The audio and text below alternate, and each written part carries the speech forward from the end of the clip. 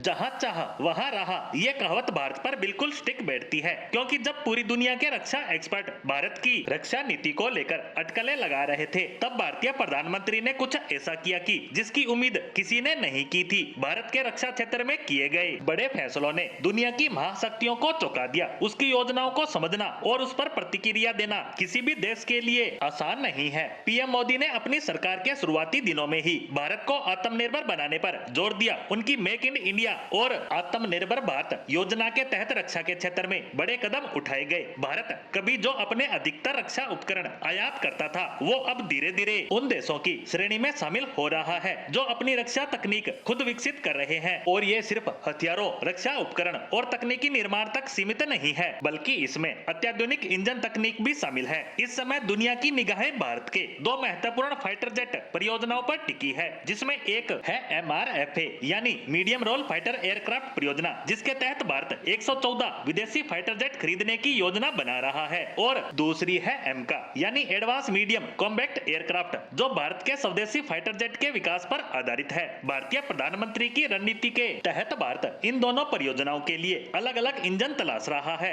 MRFA परियोजना भारत की वर्तमान रक्षा आवश्यकताओं को पूरा करने के लिए महत्वपूर्ण है। इससे भारत को 114 फाइटर जेट खरीदने हैं, और इसके लिए बड़े बड़े देश अपने अपने प्रस्ताव भारत के सामने रख रहे हैं, और इनमें से सबसे प्रमुख है फ्रांस का प्रस्ताव। बता दें कि फ्रांस ने भारत को अपने राफेल फाइटर जेट में इस्तेमाल होने वाले M88 इंजन का प्रस्ताव दिया है। ये इंजन अपनी ताकत और विश्वसनीयता के लिए जाना जाता है, और फ्रांस ने इसे भारत में ही निर्मित करने का भी ऑफर रखा है। फ्रांस के इस प्रस्ताव में भारत के लिए बड़ी संभावनाएं हैं। भारत MRFA परियोजना के तहत फ्रांस से 114 राफेल फाइटर जेट खरीदता है, तो फ्रांस न केवल भारत को M88 इंजन उपलब्ध करवाएगा, बल्कि इसका उत्पादन भी भारत में होगा। और यह भारत के लिए एक बहुत बड़ा कदम भी होगा, क्योंकि इससे देश में इंजन निर्माण की क्षमता विकसित होगी, और भारत को अपनी भविष्य की योजनाओं के लिए दूसरे देशों पर भी निर्भर रहना नहीं पड़ेगा। इतना ही नहीं, फ्रांस ने यह भी कहा है कि अगर भारत के साथ यह डील होती है तो इसमें 75% तक भारतीय सामग्री का इस्तेमाल किया जाएगा, जिससे